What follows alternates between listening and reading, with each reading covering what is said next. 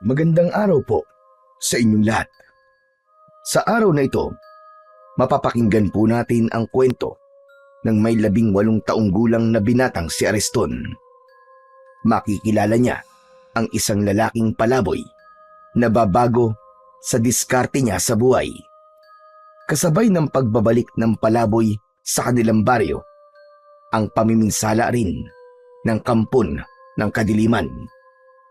Ano kaya ang lihim na matutuklasan ni Ariston tungkol sa pagkatao ng lalaking palaboy? Magtagumpay kaya siya laban sa puwersa ng kadiliman? Sama-sama po nating pakinggan ang buhay at pakikipagsapalaran ni Ariston kasama ang antingerong palaboy sa Negros. Ngunit bago po ang lahat, mga idol, huwag po nating kalimutang mag-subscribe at i-hit ang notification bell sa aking YouTube channel na The Voice Addict at Apong Isaak para sa mas marami pang makapigil hininga na kwentong aswang at katatakutan mula sa mundo ng kababalaghan.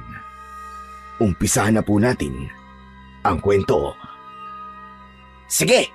Hawakan niyo mabuti ang mga kamay ng palaboy na yan! Sandali lang, Drigo. Ako ang unang sasapak sa lalaking yan. Teka muna, Pedro. Ako ang unang nakakita sa kanya, di ba? Kaya sa akin siya unang magbabayad. Huwag! Maawa kayo! Ano bang kasalanan ko sa inyo? Nagtatanong ka pa? Ikaw ang kumuha ng manok ni Drigo, di ba? Nagkakamali kayo sa mga ibinibintang nyo sa akin. Hindi ko kinuha ang manok nyo. Sinungaling! Lumang style na yan. Nagpapalusot ka lang eh. Wala talaga akong kinuha. Huwag ka lang tumanggi. Aminin mo na, palaboy, para hindi ka na masaktan. Wala talaga akong alam sa mga ibinibintang nyo. Kaya't pakawalan nyo na ako. Nakikiusap ako. Ang dapat sa mga kagaya mo, pinapatay dahil salot ka. Magmula nang dumating ka sa lugar namin, sunod-sunod na mga namatay sa baryo namin. Marahil, bukod sa magnanakaw ka, isa ka ring aswang. Wala kayong sapat na batayan sa mga ibinibintang nyo sa akin. Matigas ka? Sige, tignan ko lang kung magmamatigas ka pa sa gagawin namin sa'yo. Mula naman sa kinaroroonan ng may 18 taong gulang na binatang si Ariston, naririnig niya kung ano ang mga sinasabi ng magkaibigan sa lalaking palaboy na si Mang Ebreo. Habang nagpupumiglas ito mula sa pagkakahawak sa tigkabilaang braso ng 2 lalaki na kasama nina Pedro at Drigo. Hindi na halos nagulat si Ariston dahil madalas niyang nakikita ang mga ito na pinag-iinitan ang lalaking palaboy. Ayaw niya sanang makialam sa problema ng iba, subalit hindi niya matiis na hayaan na lamang saktan ng mga ito si Mang Ebreo. Muling sinulyapan ni Ariston ang mga lalaking may hawak pa rin sa lalaking palaboy. Pagkalipas ng ilang sandali, pinagbababayo ng suntok ng mga lalaki ang palaboy. Bumagsak ito sa lupa habang sinasalo ang lahat ng sipa at suntok ng mga ito. Kaya naman, hindi na nakatiis ang binata. Malalaki ang hakbang ng mga paa na nilapitan niya sina Drigo at Pedro. Kasabay ng bawat hakbang, malakas siyang sumigaw para mabaling ang atensyon ng mga ito sa kanya. Hoy! Itigil niyo yan! Huwag niyo siyang saktan! Lahat ng tao ay napalingon sa gawi ng binata. Subalit patuloy pa rin ang pambubugbog ng mga ito sa lalaking palaboy. Habang unti-unting lumalapit si Ariston, napansin niya na nababalutan na ng alikabok ang katawan ni Mang Ebreo habang namimilipit ito sa labis na sakit. Muling umalingaw-ngaw ang malalakas na suntok at hampas ng sipa sa katawan nito, kasabay ng pagmumura ng mga lalaki. Sa kabila nito, Hindi man lang gumanti ang lalaking palaboy ni Daing ay walang narinig si Ariston. Tila ba tinanggap na lamang nito ang hapdi ng bawat hagupit ng kamao ng magkaibigan. Habang patuloy sa pambubugbog ang mga ito, dumadagundong din sa paligid ang pagtatanong ni na Pedro at Drigo tungkol sa manok na nawala. Sakto namang paglapit ni Ariston, agad niyang itinulak sa balikat sina Pedro at Drigo, kaya napalayo ito ng agwat kay Mang Ebreo na nakabulagta pa rin sa lupa. Anak ng putya, oo. Bakit ka ba nakikialam dito ha, Ariston? Kailangan ko na talagang makialam dahil hindi na tama ang ginagawa niyo. At sino ka para magsabi sa akin ng ganyan, ha? Huwag ka na magkunwari, Drigo. Alam kong gumagawa ka lang ng kwento para hindi isipin ni Pedro na ibinenta mo sa iba ang manok nyo. Di ba? Kilala kita eh. Alam ko mga ganyang style mo. Drigo, anong sinasabi ni Ariston? Anak naman ng tutyang, oo. Huwag mong sabihing naniniwala ka sa kanya, Pedro. Drigo, pwede ba? Alam mong totoo ang sinasabi ko.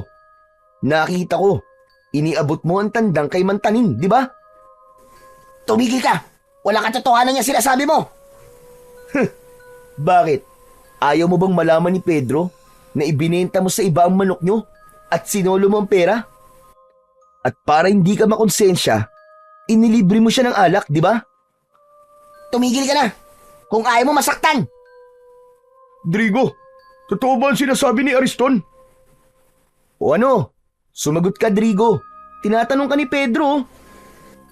Bumakas ang tuwa sa muka ni Ariston nang makita ang reaksyon ni Drigo. Halata yun sa paglikot ng mga mata at pamumula ng muka ni Drigo. Kaya naman, hindi na nakatiis si Pedro at agad nitong kinuwelyuhan ang kaibigan. Drigo, sumagot ka! Totoo ba ang sinasabi ni Ariston? Oo na. Ibinenta ko nga manok natin. Bitiwan mo na ang damit ko. Kung ganun, nasaan ang kaparti ko? Hati tayo dun, di ba? Wala na eh. Naubos ko na. Anak naman ng tutsa, oo. Akala ko ba magkaibigan tayo? Bakit niloko mo ako? Sinungaling ka. Wala kang kwenta. Tinalo mo ako. Abalyang binitiwan ni Pedro ang damit ni Drigo. Saka tuluyang umalis at naglakad papalayo sa kanilang kinaroroonan. Kaya naman, galit na hinarap ni Drigo si Ariston. Lintik kang buwisit ka. Pakialamero ka talaga kahit kailan, Ariston. Dala ng matinding galit ni Drigo kay Ariston, agad itong nagpakawala ng malakas na suntok. Tumama yun sa kanyang muka, ngunit hindi siya natinag. Sumugod na rin ang dalawa pa nitong mga kasama at pinagtulungan siya ng mga ito na bugbugin.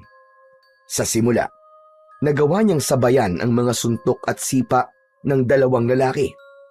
Mabilis ang kanyang mga kamao, kaya't ilang beses niyang napabagsak ang kalaban kasama na si Drigo. Subalit habang lumilipas ang mga sandali, nagsimulang bumigat ang galaw ni Ariston at unti-unting nauubos ang kanyang lakas. Sa pagkakataong yun, nagsabay-sabay na ang tatlo sa pag-atake sa kanya.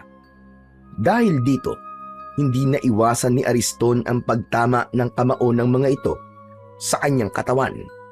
Bawat hampas ay nagdulot ng matinding hapdi sa kanyang kalamnan. Hanggang sa huli, nawalan ng lakas si Ariston at tuluyang bumagsak sa malamig na lupa. Hingal na hingal at halos hindi na makatayo. Hindi nagtagal, pinakawalan ni Drigo ang malalakas na suntok. Sinunggaban nito si Ariston sa damit at sa tindi ng galit nito, binayo ng suntok sa muka ang binata.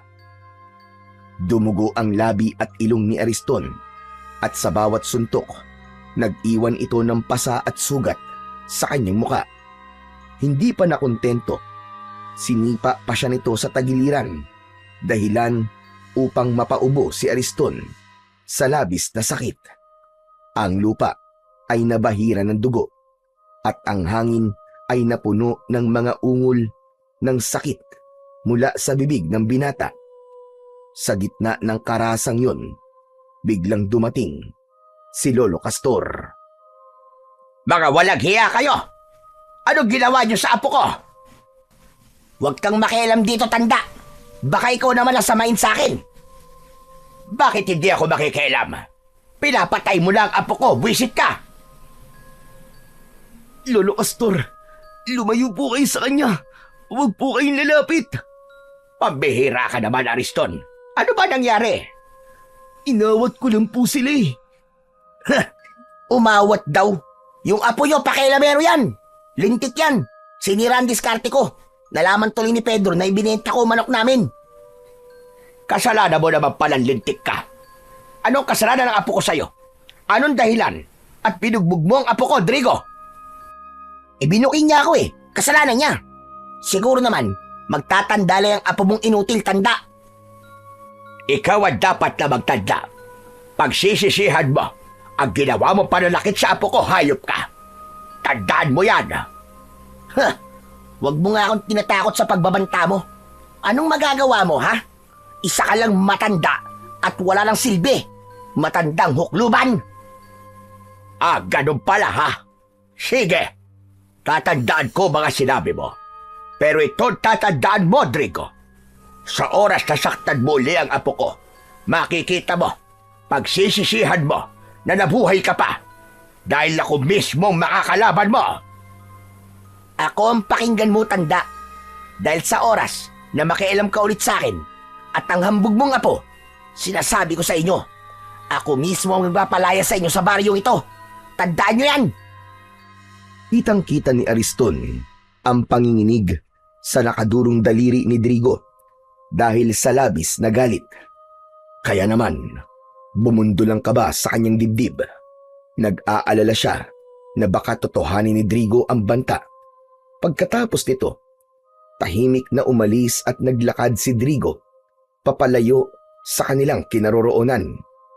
Kasunod nun, naramdaman ni Ariston ang pamimigat ng talukap ng kanyang mga mata at tuluyan na siyang nawalan ng malay.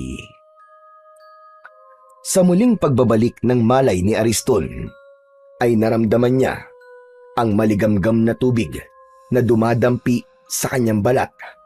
Kasabay nito, naririnig din niya ang mahihinang bulong ng matanda sa pagsambit nito ng isang orasyon.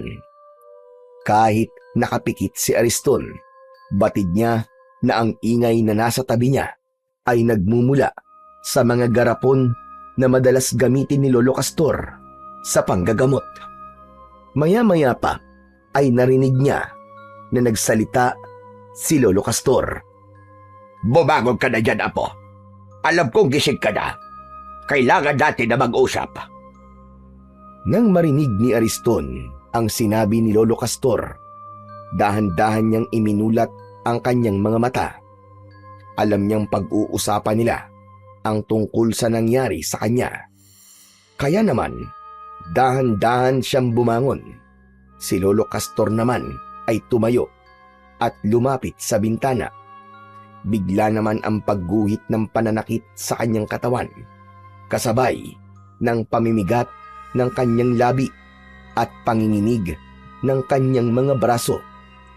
Sa puntong yun, nagsalita si Lolo Castor. Hindi ba't kabilib-bilin ako sa'yo na huwag kang makikialam sa buhay ng iba, lalo na sa buhay ng palaboy na yon? Pasensya na po kayo, Lolo. Kaya lang, hindi ko po talaga matiis na hindi makialam sa ginagawa nila eh. Makakapatay na po sila ng tao eh. Aba, ano naman ngayon kung makapatay sila? Ano ang pakialam mo sa buhay nila? Tignan mo nga ngayon kung ano nangyari sa'yo. Mabuti na lamang at dumating ako. Dahil kung hindi, baka pinaglalamayan ka na ngayon. Pasensya na po talaga kayo, Lolo. Hindi na po mauulit. Talagang hindi na mauulit. Dahil sa oras na malaman ko na nakikialam ka na naman sa buhay ng ibang tao, ilalayo talaga kita. Ipapadala kita sa probinsya ng nanay mo. Pangako po, Lolo Castor. Hindi na po mauulit. Huwag niyo lang po akong ipadala sa probinsya ni nanay. Huwag kang mangako. Gawin mo. Bihira ka talaga, bata ka, oo. Palagi mo na lamang pinapasakit ang ulo ko. Tuluyan nang napatungo ng muka si Ariston. Wala siyang masabi. Aminado naman siya na nagkamali siya. Ilang beses siyang napapasama sa gulo nang dahil sa pangingialam niya sa buhay ng may buhay. Iniisip niya na tumulong sa iba pero hindi naman siya nag-aalala para sa kaligtasan niya. Kaya sa huli, bugbog sarado ang inaabot niya. Si Lolo Castor lamang ang natitira niyang pamilya magmula nang mamatay ang kanyang mga magulang.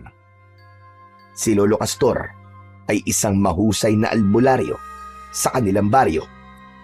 Naging sikat ang matanda dahil sa husay nitong manggamot. Kaya naman, yun na rin ang naging hanap buhay ng matanda pagkatapos itong tumigil sa pananabas ng tubo. Teka, sandali lamang, Ariston.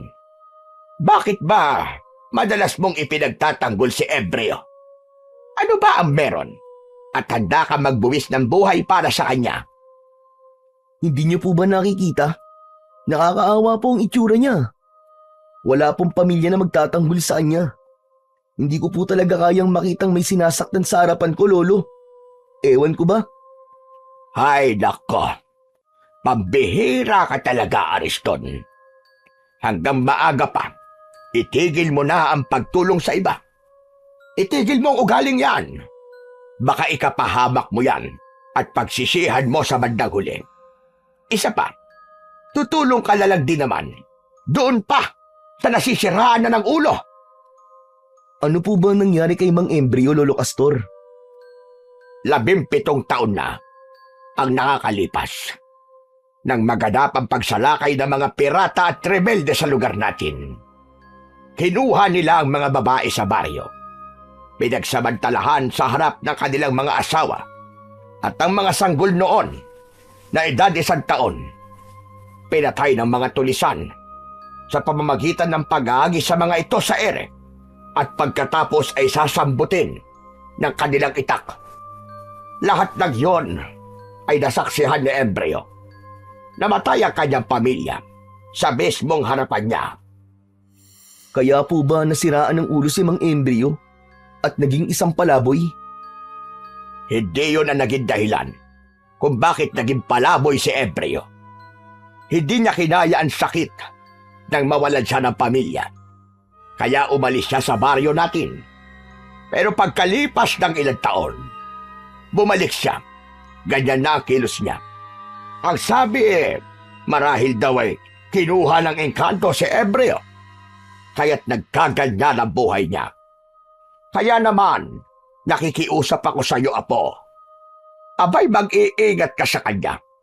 Dahil hindi natin sigurado kung sino nga ba talaga ang Embryo na bumalik sa lugar natin. Ang mga engkanto ay kilala sa kakayahan na manguha ng katawan ng mga tao para sila ang pumalik.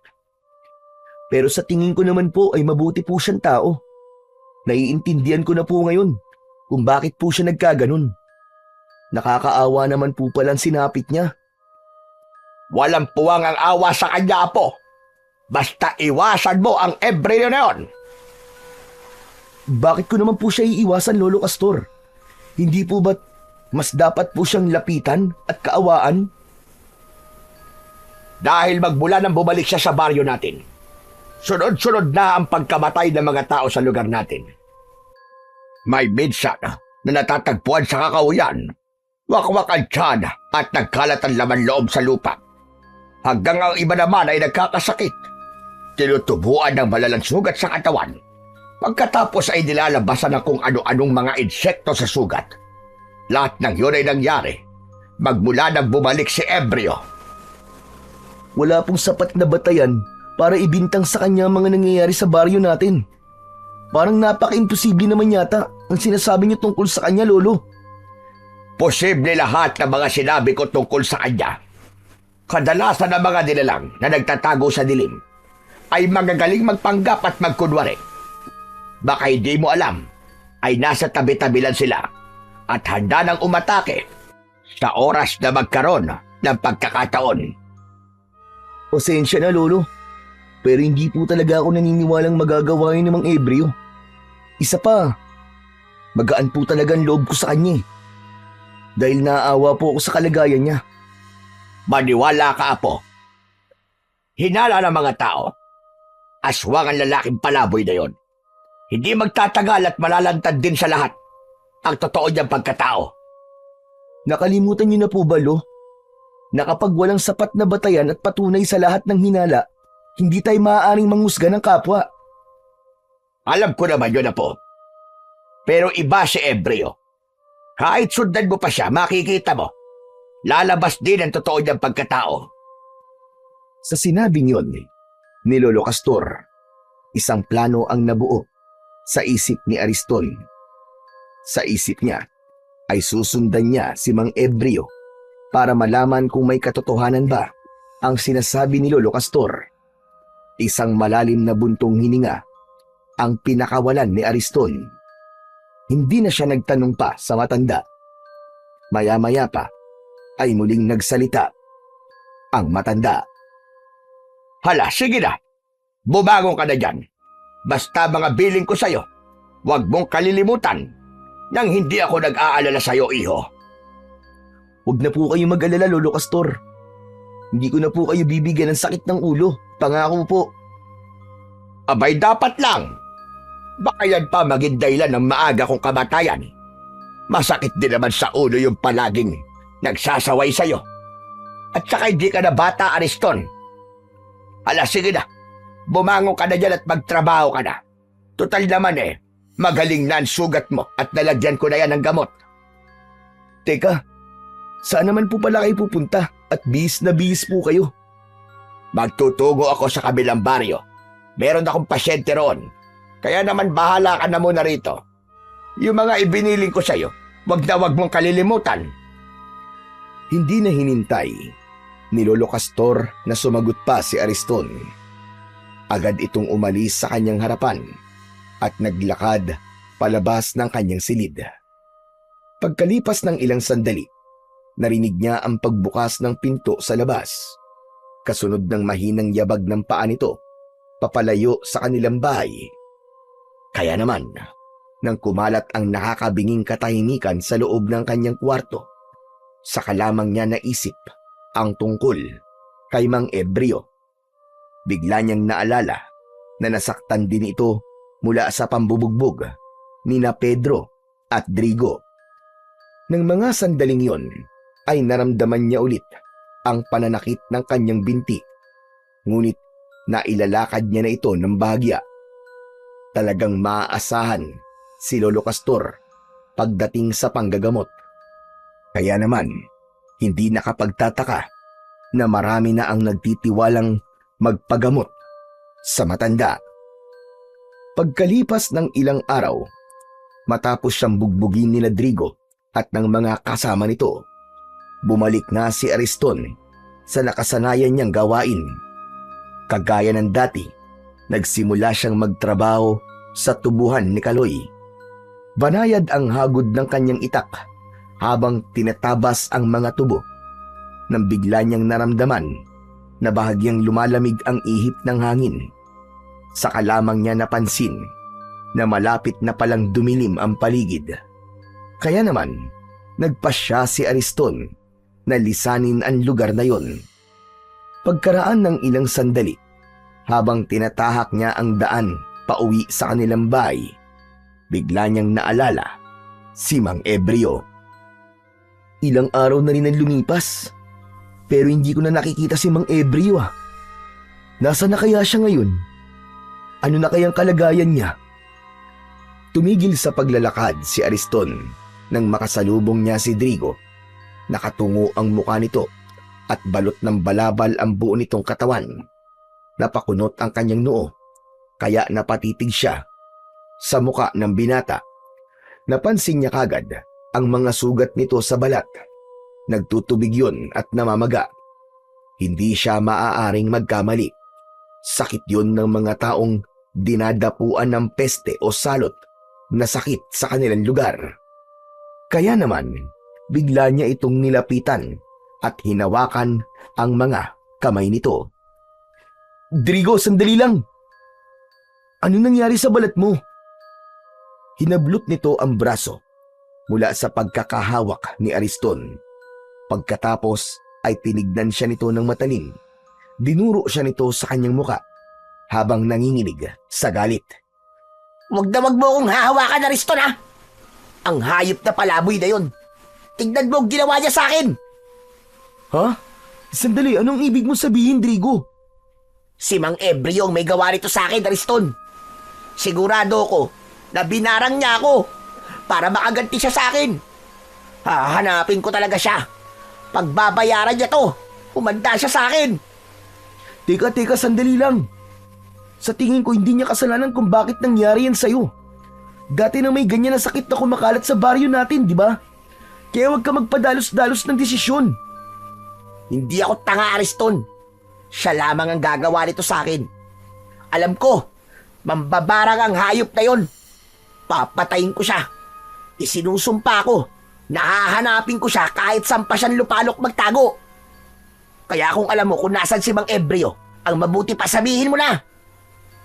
Drigo, kahit alam ko pa kung saan siya nagtatago, wala kang maaasahan na tulong mula sa akin. Kaya makakaalis ka na. Hanapin mo siya na mag-isa kung gusto mo.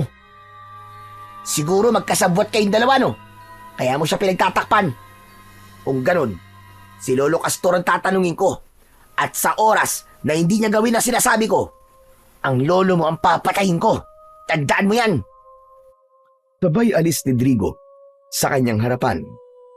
Sinubukan ni Ariston na pigilin ito, ngunit ang balabal nito ang nahawakan niya. Kaya naman, natanggal ang pagkakabalot nun sa katawan ni Drigo.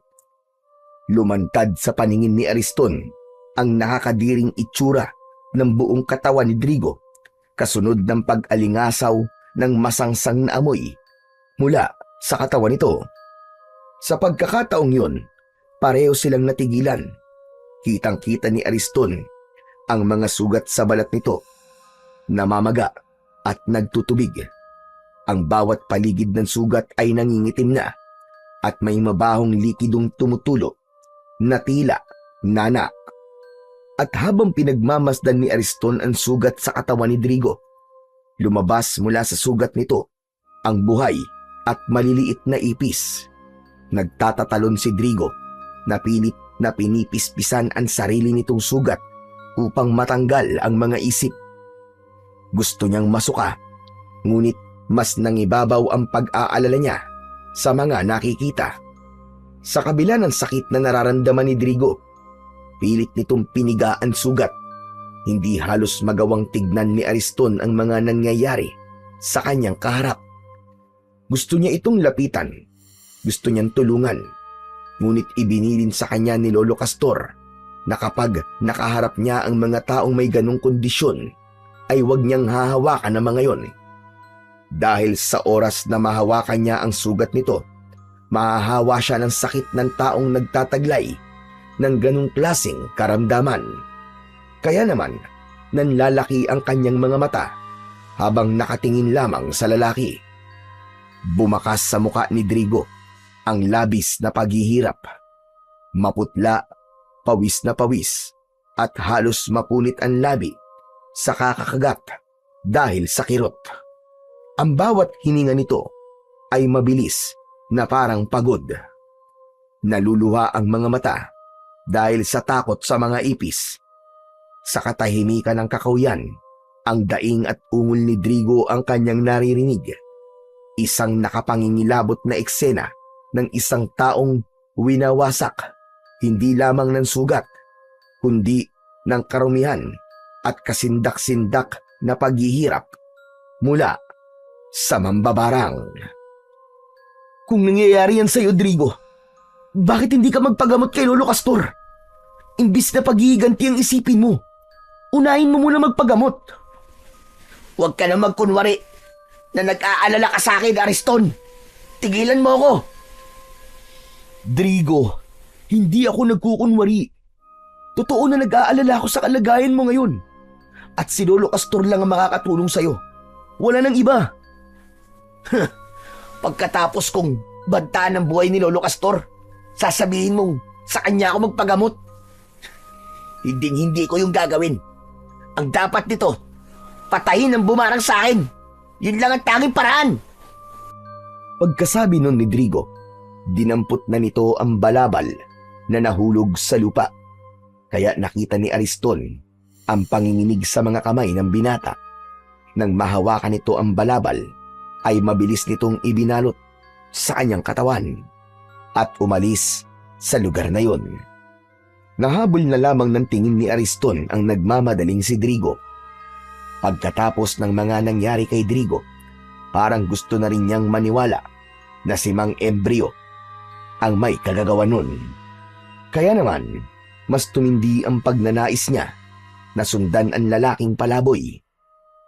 Nang mawala sa kanyang paningin si Drigo, malungkot na naglakad si Ariston pauwi sa kanilang bahay. Habang tinatahak niya ang daan papunta sa kanilang kubo, ay hindi sinasadya na nakita niya si Mang Ebreo. Papunta rin ito sa madilim na bahagi ng kakauyan. Nagtataka na napatago sa likod ng puno si Ariston. Ito na ang tamang pagkakataon para sundan siya. Gusto kong malaman kung may katotohanan ba ang sinasabi ni Drigo at ni Lolo tungkol sa kanya. Tumingala muna si Ariston sa langit at nakita niya na malapit ng dumilim. Ngunit yun na ang pagkakataon na pinakahinihintay niya. Ang sundan si Mang Ebreo at alamin kung ano ang katotohanan. Pinagmasdan ng binata ang kanyang itak. Sa kadahan-dahan na naglakad pasunod sa matandang lalaki. Maingat at magaan ang kanyang pagakbang para hindi nito mahalata na sinusundan niya si Mang Ebreo. Lumipas ang ilang minutong paglalakad. Nakarating sila sa kabilang baryo. Mula sa kanyang pinagkukublihan na puno, tanaw niya na lumapit si Mang Ebreo sa pintuan ng isang babaeng may tindahan ng tinapay. Nang hihingi ang lalaki sa ginang. Sa una ay hindi muna ito kumilos sapagkat kinilala muna nitong mabuti si Mang Ebreo. Ngunit hindi nagtagal ay nagbigay rin ang babae ng tinapay kay Mang Ebreo. Nang matanggap nito ang tinapay, ay muli itong nagpatuloy sa paglalakad. Kinailangan ni Ariston na magpalipat-lipat sa mga puno na madadaanan niya habang hindi inaalis ang paningin sa ginagawa ng lalaking palaboy. Maya-maya pa ay huminto naman si Mang Ebreo sa tapat ng isang magandang bahay. Nakita niya na kumakatok ito sa pinto at nanghihingi ng pagkain. Subalit ipinagtabuyan ito at ipinahabol pa sa aso. Hindi inaasahan ni Ariston na masasaksihan niya ang ganong ugali ng mga tao. Kahit may ilang nag-abot ng tinapay o kanin kay Mang Ebreo, meron pa rin na mga taong may masasamang pag-uugali.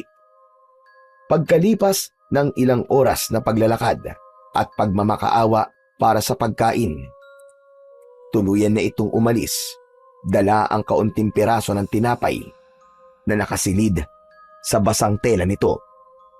Bawat bahay na nagbibigay rito ng pagkain ay nakikita ni Ariston na nilalagyan ng marka ang bawat dingding o pinto gamit ang palawit ng kwintas nito. Kaya naman, napapaisip si Ariston kung bakit ginagawa yon ni Mang Ebreo.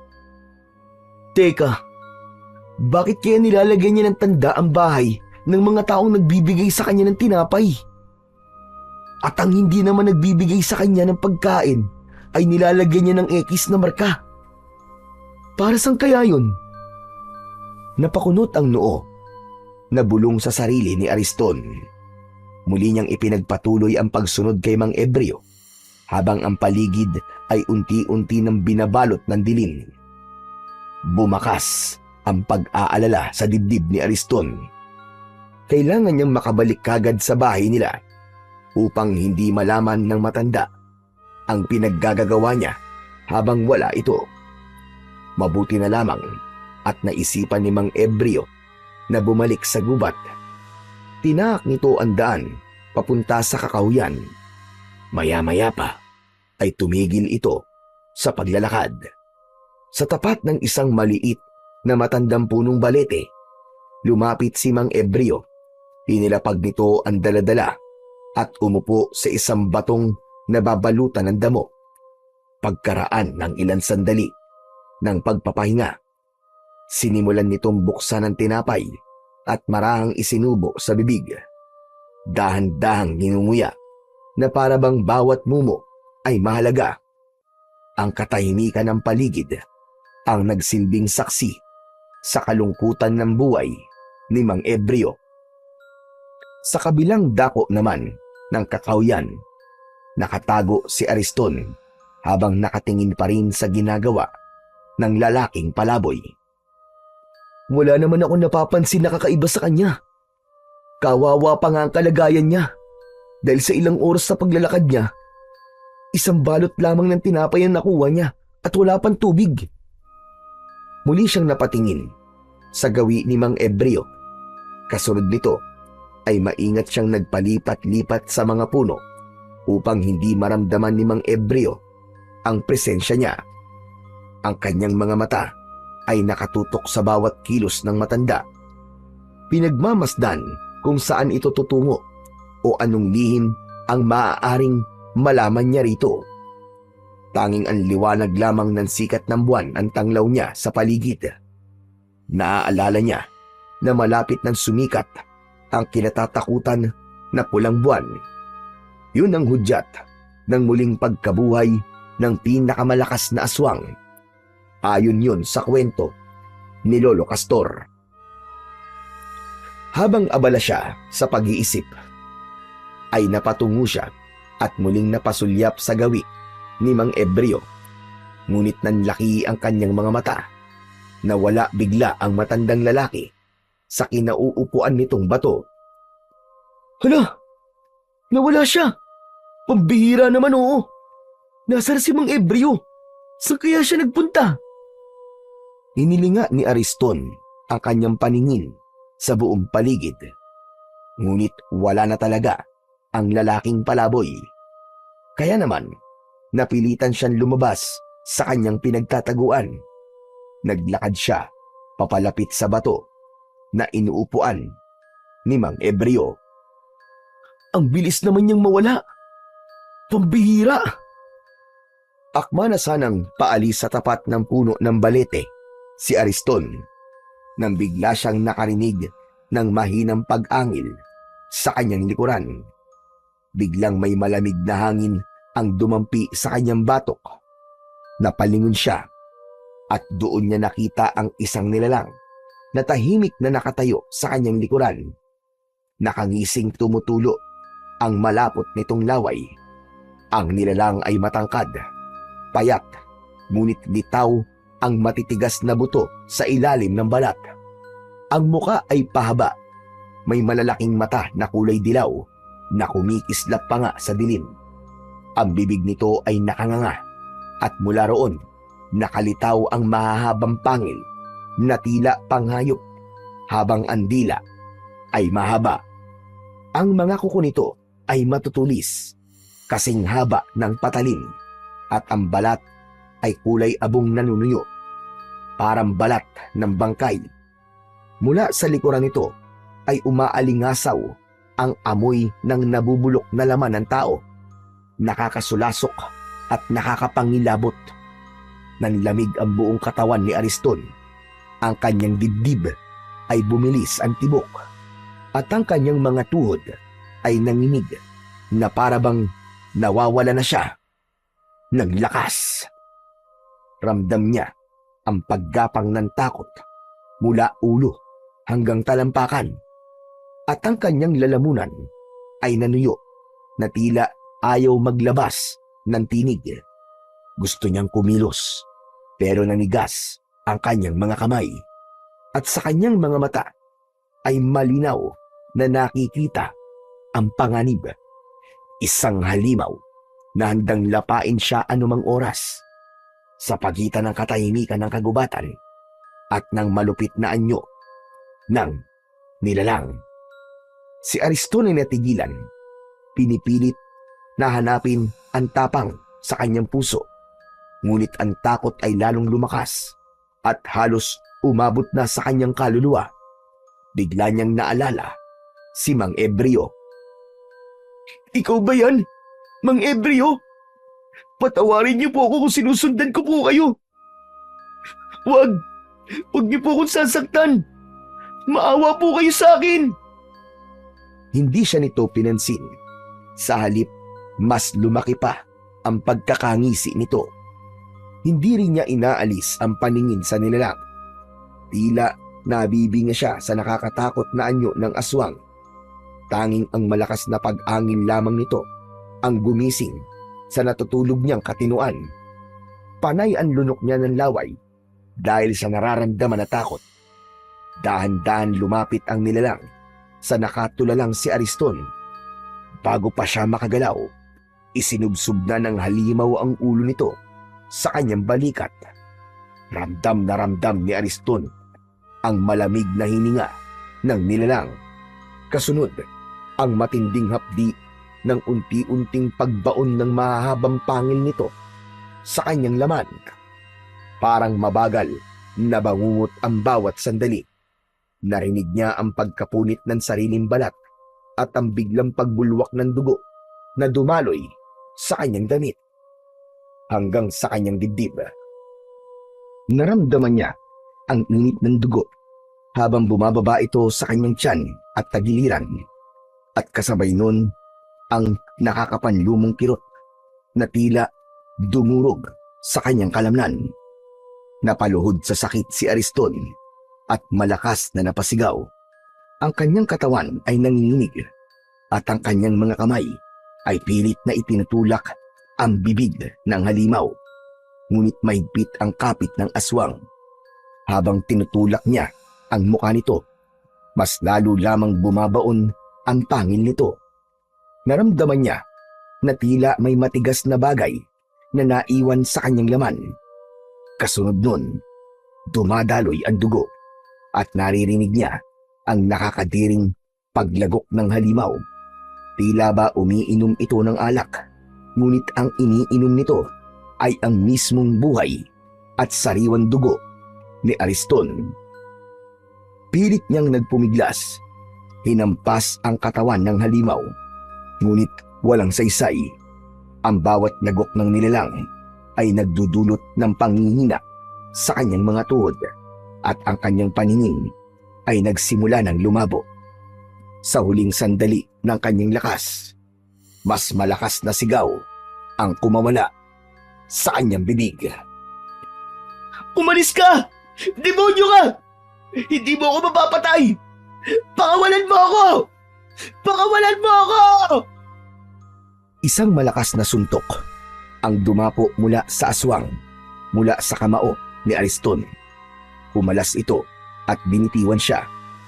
Bumagsak si Ariston sa lupa, hapong-hapo at duguan, habang ang nilalang ay umatras. Nakatitig pa rin sa kanya, ngunit hindi na muling sumugod. Ang katahimikan ng kagubatan ay muling bumalik. Tanging mga ungol ng sugatan si Ariston at ang pagtulo ng dugo sa lupa ang nanatiling tunog ng gabing yun. Maya-maya pa ay biglang nagsalita ang nilalang na umatake sa kanya. Simula ngayon, kabilang ka na sa mga alagad ko. Nagtagumpay ako. Inilinga ni Ariston ang paningin sa paligid. Umaasa siya na merong tutulong sa kanya. Ngunit ang puno lamang ng balete ang tanging saksi sa mga nangyari sa kanya. Alam niya na ngayon na si Mang Ebreo nga ang aswang na pumapatay sa mga tao. Pagkatapos magsalita ng nilalang, ay umalis ito sa kanyang harapan.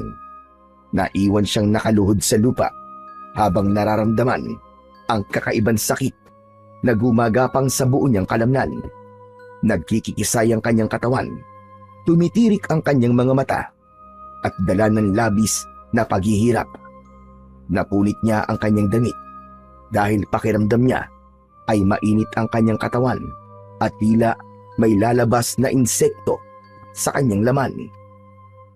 Sandali pang nagkikikisay ang kanyang katawan, biglang tumulo ang malapot niyang laway. Nagugutom, nauuhaw. Yun ang kanyang nararamdaman ng mga sandaling yun. Anong nangyayari sa akin? Hindi maaari! Kahit hindi nakikita ni Ariston ang kanyang sarili, natitiyak niya na nahawahan na siya ng aswang. Isa na siyang ganap na halimaw. Hindi siya maaaring magkamali dahil ang nararamdaman niyang gutom at uhaw ay hindi para sa normal na pagkain, kundi sa karne ng tao. Napayuko si Ariston, hingal at duguan, nang biglang may dumaloy na kakaibang init sa kanyang mga ugat. Mula sa kaibuturan ng kanyang dibdib ay sumiklab ang isang malakas na kapangyarihan at sa isang iglap ay nagliyab ng malaapoy na liwanag ang kanyang buong katawan. Ang paligid ay nabalot ng maningning na kulay pulang liwanag. Tila apoy na hindi nakakasunog, ngunit umaalab ng kakaibang lakas. Ang kanyang damit na punit-punit ay dahan-dahang nilamon ng liwanag hanggang sa tuluyang maglaho ang mga bakas ng pagkasira. Maging ang malalim na sugat sa kanyang balikat na kanina lamang ay umaagos ang dugo, ngayon ay mabilis na naghihilom na parabang hindi ito kailanman nagkaroon ng sugat. Ang bigat at sakit sa kanyang katawan ay napalitan ng kakaibang lakas. Mabilis, matalim at umaapaw na enerhiya, tila gumagapang sa kanyang mga ugat. Tumayo ng naguguluhan si Ariston at ubod lakas na sumigaw. Anong nangyayari sa akin? Anong nangyayari sa akin? Sa kabila ng kanyang pagtataka, mas pinili niyang maghanap ng pagkain na tatanggal sa nararamdaman niyang gutom. Biglang bumilis ang kanyang mga kilos. Ang kanyang mga mata ay nagniningning na parabang mata ng isang mabangis na nilalang. Sa di kalayuan, napansin niya ang isang usa na namamahinga sa ilalim ng isang punong kahoy. Hindi siya nag-atubili. Sa isang kisap mata ay tumalon siya at sinalakay ang hayop na yon. Dala ng matinding gutom at uhaw, mabangis at mabilis na nilapa niya ang usa. Ang kanyang mga kamay ay bumaon sa katawan ng kawawang hayop. Pinunit ang laman at ang dugo nito ay dumikit sa kanyang labi. Ang bawat kagat niya ay mabilis at sabik na sabik. Ang malamig na karne ng usa sa kanyang bibig ay nginuya niya na parang hayop na gutom. Ang amoy ng sariwang dugo ay tila nagpapalakas palalo sa kanyang katawan hanggang sa wala nang matira kundi ang duguang katawan ng kawawang usa. Pinagmasdan niya ang kamay na may matutulis na kuko na animo ay mga patalim. Dinilaan ang natirang dugo roon at laman sa palad hanggang sa para na siyang pusa na nililinisan ang kanyang mga balahibo sa katawan. Pagkaraan pa ng ilang sandali, unti-unti ring naglaho ang liwanag na bumabalot sa kanyang buong katawan.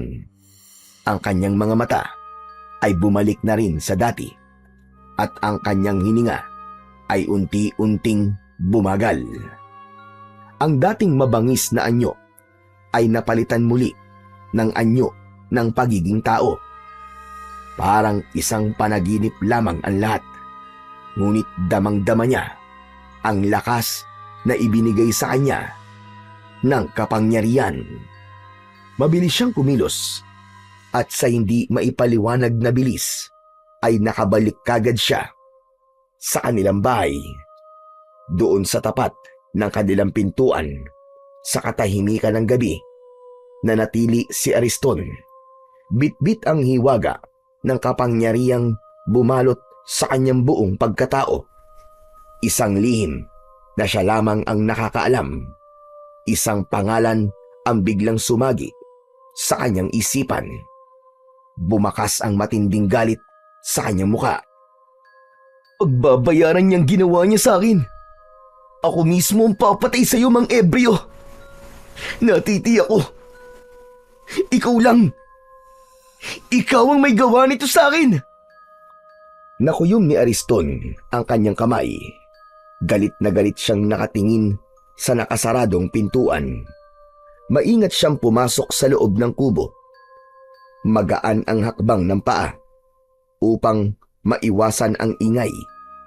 Isinumpa ni Ariston sa kanyang sarili na tatambangan niya ang lalaking palaboy at papatayin upang makaganti sa lahat ng mga nangyari sa kanya. Ni hindi na niya ginising si Lolo Castor. Diretso siyang pumasok sa loob ng kanyang silid. Naupo siya sa gilid ng katre. Isang malalim na buntong hininga ang pinakawalan ni Ariston bago siya nahiga sa kanyang higaan. Pagkatapos ng mga nangyari sa kanya ng gabing yun, agad na nakatulog si Ariston sa labis na pagod. Hindi niya namalayan na merong isang anino ng nilalang na nakatingin sa labas ng kanyang bintana. Nakangiti at punong-puno ng pag-asa na naisakatuparan na nito ang pinapangarap. Ang bumuo ng isang pinakamalakas na aswang. Kinabukasan ay nagising si Ariston sa mainit na sinag ng araw na tumatama sa kanyang muka. Wala siyang balak lumabas ng bahay dahil hindi na siya katulad ng isang normal na nilalang na makakatagal pa sa init ng araw.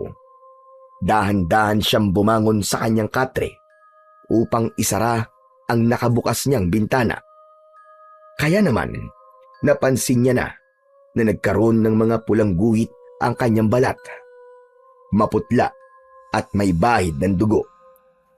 Maya-maya pa ay narinig ni Ariston ang boses ni Drigo sa loob ng kanilang sala.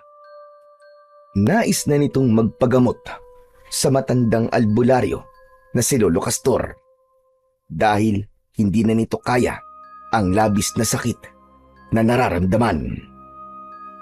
Pagkatapos na marinig ni Ariston ang pakiusap na yun ni Drigo, lumapit siya sa pintuan at sinilip ito sa siwang ng dingding. Parang awa niyo na, Lolo Castor. Iligtas niyo ako. Tulungan niyo ako. Hindi ko na talaga kaya. Hindi ko na kayang matagalan ang sakit na nararamdaman ko. Yan ang napapala ng masasamang tao na kagaya mo. Tatanggapin ko po ang lahat ng masasakit na salita na sasabihin niyo, Lolo Castor. Basta't tulungan niyo lang po ako. Nagmamakaawa po ako sa inyo. Tulungan niyo ako. Tulong para saan? Para mapagalingin ang malakas na barang sa katawan mo? Wala ng gamot ang makakapagpagaling sa'yo. Maliban na lamang kung papatayin mo ang may gawa niyan sa'yo.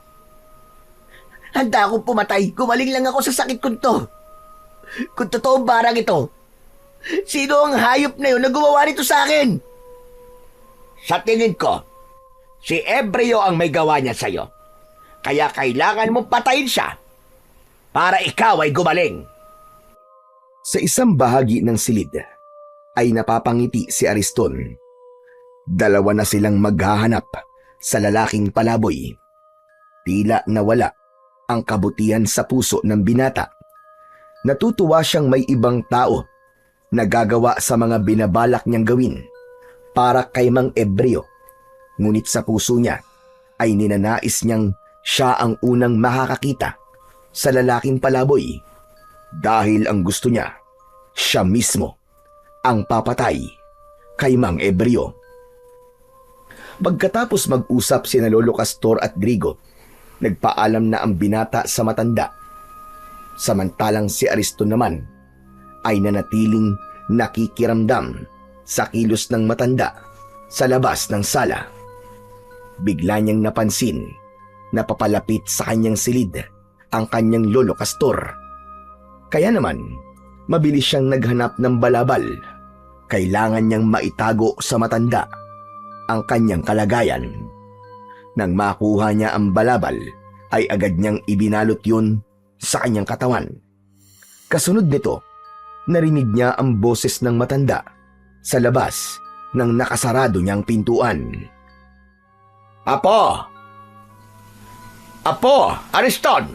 Gumising ka na dyan. Nakaluto na ako ng almusal natin. Hala, sige na. Halika na rito. Sabayan mo na akong kumain. Mamaya na lamang po ako, Lolo Castor. Masama lang po ang pakiramdam ko. Mauna na po kayo.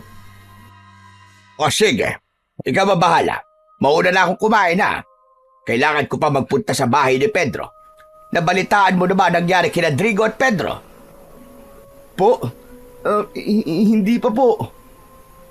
Sagot niya sa tanong ni Lolo Castor. Nagkunwari siyang walang nalalaman tungkol sa nangyayari sa magkaibigan. Tila lampasan ang kanyang tingin at nakikita ang matanda na nakatayo pa rin sa labas ng kanyang silid. Alam mo ba na dinapuan sila ng malubhang karamdaman na para bang isang itim na barang? Si Drigo, humingi siya ng tulong sa akin at alam na niya kung sino ang bumarang sa kanya. Siguro naman maniniwala ka na sa akin. Si Ebreo, ang mambabarang na pumapatay sa mga biktima. Marahil ay naghihiganti siya sa mga taong nanakit sa kanya. Opo, naniniwala po ako sa inyo, Lolo Castor. Narinig ko po kayong nag-uusap kanina ni Drigo. Bumalik ang palaboy na yun para maghasik ng lagim.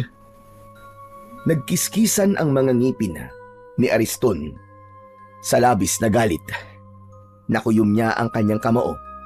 Sa isip niya ay hihintayin lamang niya ang pagsapit ng gabi at aabalahin niya ang kanyang sarili sa paghahanap sa lalaking palaboy.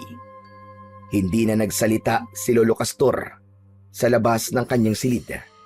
Narinig niya ang mga yabag ng paa nito papalayo sa tapat ng pinto. Isang malalim na buntong hininga ang pinakawalan ni Ariston bago siya bumalik sa higaan. Ilang saglit lang ang lumipas ay muli siyang nakatulog. Hindi niya na namalayan kung gaano kabilis lumipas ang mga oras. Pagkagising ng binatang si Ariston, nagulat siyang madilim na naman ang paligid. Agad niyang kinuha ang kanyang itak na nakasabit sa dingding at sa bintana siya dumaan. Paglapat ng kanyang mga paa sa lupa, mabilis niyang tinahak ang daan papunta sa kakahuyan. Pagsapit niya sa gitna ng kagubatan, malinaw niyang nakikita ang daan dahil sa maliwanag na sikat ng buwan. Batid niya na doon dadaan si Mang Ebreo.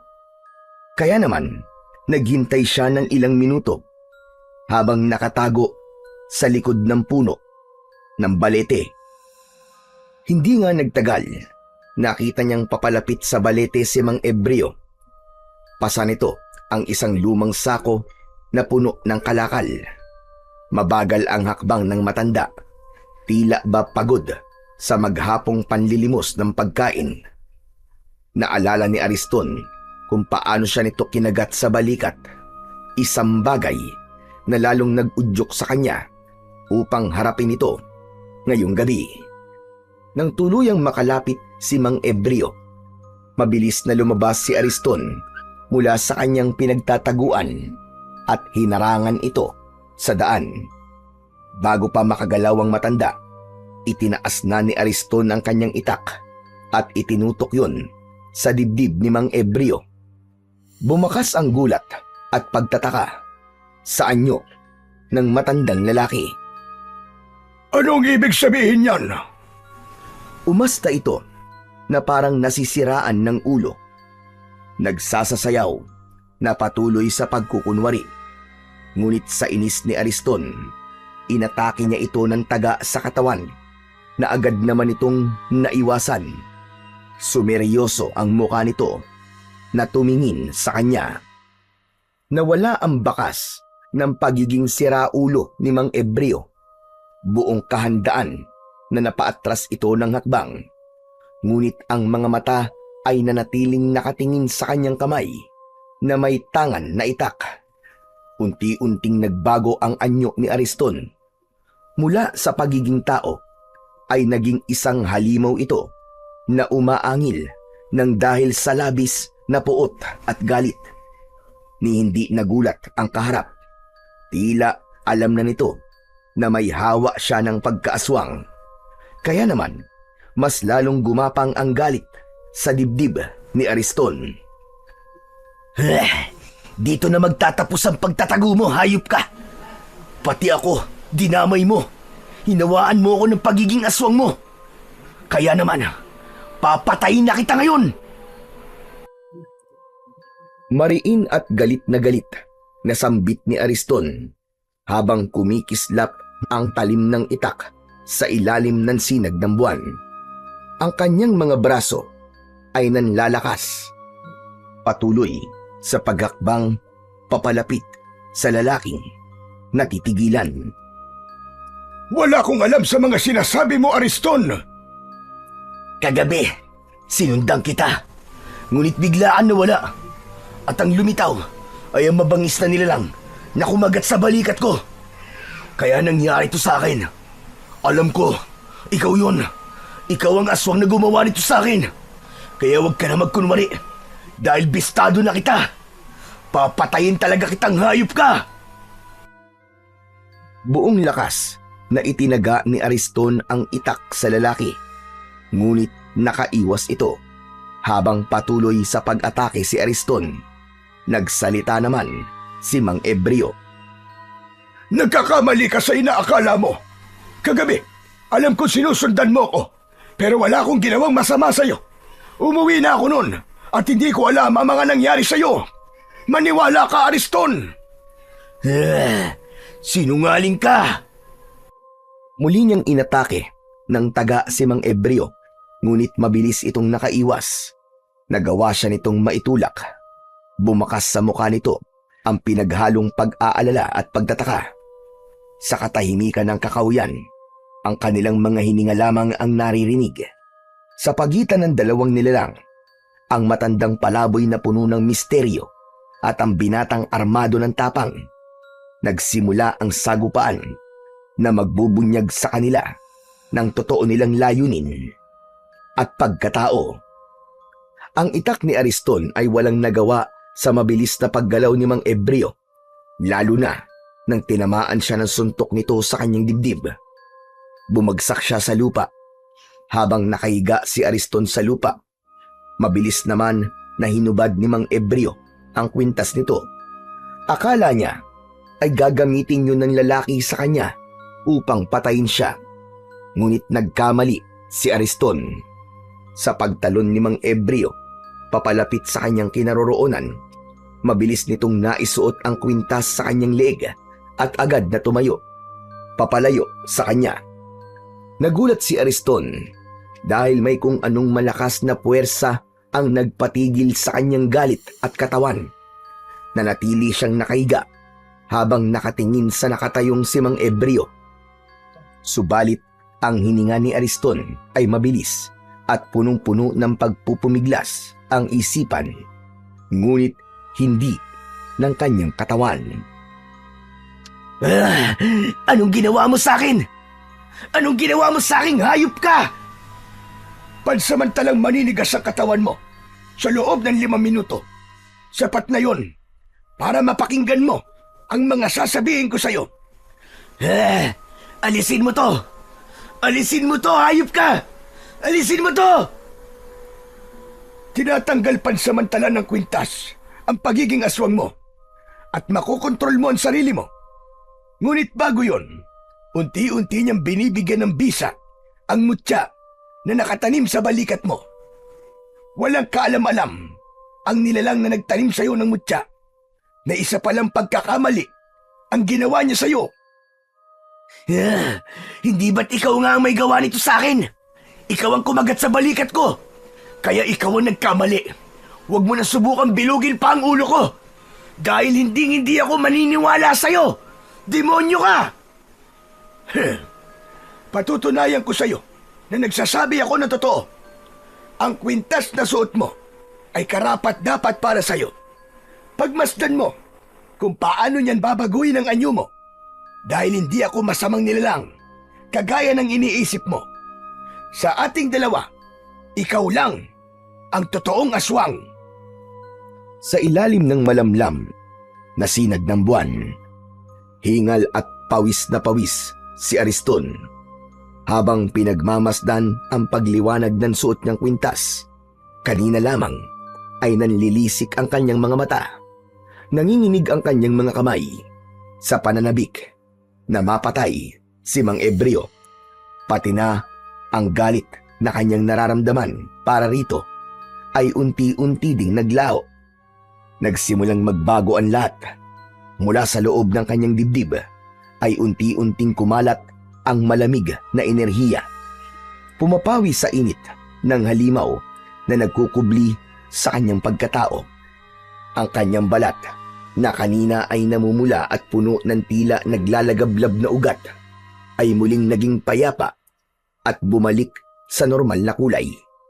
Ang kanyang mga mata na tila mata ng isang mabangis na hayop ay bumalik sa pagiging mata ng isang tao. Isa-isa ring naglaho ang bakas ng pagiging aswang ng binata. Ang mahahabang kuko ay umurong at ang matutulis na pangil ay lumubog at ang kanyang hininga na kanina ay mabigat at mabangis ay naging banayad at mahinahon. Ang kanyang katawan na parang kinokontrol ng halimaw ay muling napasunod sa kanyang sariling kalooban. Sa wakas, nakaluhod na siya sa lupa. Hawak-hawak ang kwintas na tila yun lamang ang pag-asa niya para maging tao. Si Ariston, na nilamon ng pagiging halimaw, ay muling naging tao. Kalmado, tahimik, at nagtataka kung gaano pa katagal magtatagal ang bisa ng mahiwagang kwintas sa kanyang dibdib. O ano? Siguro naman, makakausap na kita ngayon ng maayos nang hindi pinagbabantaan ng buhay ko. Anong nangyayari sa akin? Mananatili pa rin ang pagiging aswang mo. Ngunit hindi na kagaya kanina na wala kang kontrol. Wala akong kinalaman sa ibinibintang mo sa akin. Hindi ako ang may gawa niyan sa'yo. Hindi ko alam kung dapat ba akong maniwala sa mga sinasabi mo. Handa akong patunayan na hindi ako ang aswang. Ngayon na nalaman ko na ang sikreto mo, ikaw naman ang sumama sa akin para makilala mo kung sino ba talaga ako at kung ano ang totoo kong layunin. Huwag mo na akong linlangin. Ang mga kagaya mo ay hindi dapat pinagkakatiwalaan. Ang layunin mo ay gumanti sa mga taong nanakit sa'yo, di ba? Ikaw ang bumarang kina Pedro at Drigo. Nagkakamali ka, Ariston. Sapagkat hindi ko yun magagawa sa kanila. Mali ang iniisip mo sa akin. Sinundan kita at alam ko kung ano ang mga nakita ko. Alam ko nga na sinundan mo ko kahapon. Kaya alam ko rin na nakita mo ang lahat ng ginawa ko. Kaya paano mo nasabi na ako ang aswang na umatake sa'yo. Sige nga. Biglang natigilan si Ariston. Dahil sa puntong yun, hindi niya nakita ang pagpapalit ng anyo ni Mang Ebreo. Kaya walang sapat na batayan ang mga ibinibintang niya rito. Nagsimula na siyang maguluhan. Alam ko, may bahagi ng pagkatao mo pa rin ang naguguluhan. Sumama ka sa akin at ipapakita ko sa'yo kung sino ba talaga ako. Sa oras na matuklasan mo kung ano ang totoong ginagawa ko, malalaman mo rin ang dahilan kung bakit pinagbibintangan nila ako na isang aswang. Pero, paano mo maipapaliwanag ang mga taong natatagpuan sa kakahuyan habang ikaw ang kanilang itinuturong pumatay sa mga biktima? Hindi sila mga tao, Ariston. Sila ang mga pinapatay ko na halimaw at pagsapit ng umaga ay bumabalik sa totoo nilang anyo bilang isang normal na tao. Biktima sila ng mambabarang na gumagawa ng aswang. Ngunit hindi rin naman sila maaaring mabuhay kahit biktima lang sila, sapagkat magagawa pa rin nilang pumatay ng tao kagaya ng mga nangyari sa iyo ngayon. Anong ibig mo sabihin? Nang gabing sinundan mo ko, alam ko na meron pang isang nilalang ang nakasunod sa atin. Kaya naman, nagkunwari akong nagpapahinga sa ilalim ng puno ng balete. Dahil alam ko, ng mga sandaling yon, ikaw talaga ang totoong pakay ng nilalang. Balak kanyang gawing aswang at supremo ng kanilang samahan. Teka, anong ibig mo sabihin? Merong iba na nakasunod sa akin? Teka, paano nangyari yun? Hindi ka ba gumagawa ng kwento? Ariston, totoo lahat ng sinasabi ko sa'yo. Marahil hindi mo pa rin naiintindihan na may mutyang nakatanim sa balikat mo. Nagtagumpay siya sa pangahawa sa'yo. Kaya lang, may ginawa siyang pagkakamali. Kinagat ka niya sa tapat ng baleting ito. Sabay turo ni Mang Ebreo sa puno na nasa tapat nila bago muling tumingin sa kanya. Anong kaugnayan ng balete sa mutya na nasa balikat ko? Hindi maaaring taniman ng mutya sa balikat ang isang tao kapag nasa tapat siya ng puno ng balete. Dahil ang enerhiya ng mga engkanto na nangangalaga sa puno ng balete ay sumanib sa mutyang nasa balikat mo. Kaya nagkaroon ka ng kakaibang kapangyarihan na tatalo sa mambabarang na aswang. Sa oras na mapalabas mo ang kapangyarihan ng mutya ng aswang, mapapatay mo ang pinuno ng mga aswang. Natigilan si Ariston. Hindi siya makapaniwalang naging biktima siya ng ganoong paraan ng aswang. Subalit may bahagi sa puso niya ang naguguluhan pa rin. Nalilito siya sa maraming bagay. Ngayong alam mo na ang totoong dahilan kung bakit ka tinaniman ng mutya ng aswang. Magpanggap ka na walang alam at mahuhuli mo kung sino ang totoong kalaban. Isuot mo lang ang kwintas na yan at bibigyan ka niyan ng proteksyon. Hindi ko alam kung talagang maniniwala ba ako sa mga sinasabi mo. Pero mukhang nailigtas ako ng kwintas na to na ipinasuot mo sa akin. Wala akong gagawin na masama sa iyo, Ariston. Kaya't magtiwala ka sa akin. Walang mahalaga ngayon, kundi ang palakasin ng katawan mo. Dahil sa oras na lumantad ang kulay pulang buwan, gagawin na niya ang matagal niya nang pinapangarap, ang makagawa ng pinakamalakas na aswang na susunod sa kanyang mga utos. Sa ngayon, sumama ka muna sa akin para patunayan ko sa iyo na hindi ako ang kalaban dito. Hindi maipaliwanag ni Ariston sa kanyang sarili kung bakit bigla siyang naniwala sa lalaking palaboy. Lumapit ito sa kanya at inilahad ang kamay para alalayan siyang bumangon at tumayo. Naramdaman niya ang mainit na palad nito. Sa kanya napansin ang 2 pang kwintas na nakasabit sa leeg nito. Maya-maya pa ay nilapitan ng lalaki ang lumang sako na dala nito kanina at dinukot ang isang matalas na itak. Samantalang si Ariston naman ay pinulot ang itak na nabitiwan niya kanina. Kailangan na nating umalis dito. Ipapakita ko sa iyo kung ano totoong ginagawa ko. Malalaman mo rin na hindi totoong tao ang mga pinapatay ko. Anong klaseng mga aswang Mang Ebreo? Mga bangkilan, may kakayahan kayong magpalit ng anyo bilang isang normal na tao at kayang maging aswang sa pamamagitan ng pagtatanim ng mutya. Magtatanong pa sana si Ariston nang mapansin niyang nagbago ang ihip ng hangin. Maging si Mang Ebreo ay naging alerto sa paligid. Kaya naman, dahan-dahan nilang tinatak ang makitid na daan palabas ng gubat. Ngunit bago pa sila tuluyang makalabas, biglang may gumalaw sa madilim na bahagi ng kakahuyan. Lumitaw sa kanilang harapan ang dalawang nilalang.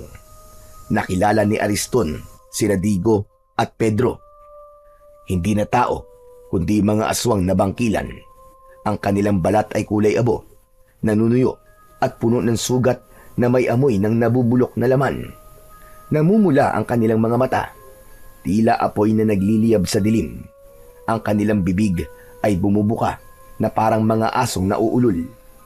Nagpapakita ng mahahabang pangil na tumutulo pa ang laway. Ang kanilang mga kuko ay mahahaba at matutulis, kumikislap sa ilalim ng buwan na parabang mga patalim na handang pumatay. Kasunod nito ang pagsasalita ni Pedro. Ikaw pala may gawa nito sa amin, Mang Ebreo. Kung ganun, dalawa kayo. Sabay ko kayong papatayin. Biglang sumugod si Pedro sa kinaroroonan ni Mang Ebreo. Tumalon ito na parang hayop habang nakaumang ang matutulis nitong mga kuko. Naiwasan yun ni Mang Ebreo. Mula sa kamay nito ay mabilis nitong itinaas ang hawak na itak. Kasunod ng pagliwanag ng kwintas nito, nasilaw si Pedro at napaatras.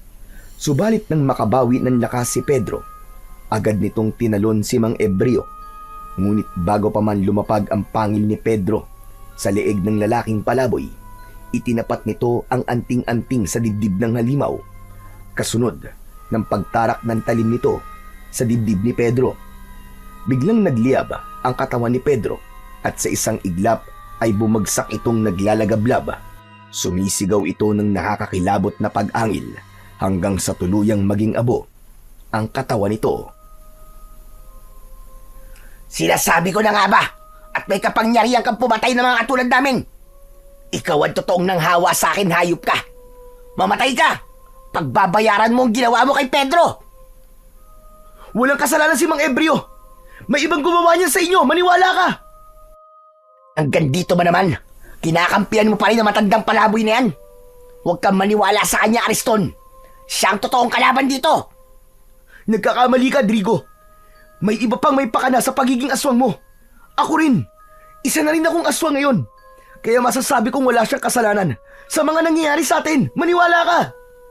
Hindi ako tanga. Kaya magsama kayo. Kayong dalawa ang papatayin ko!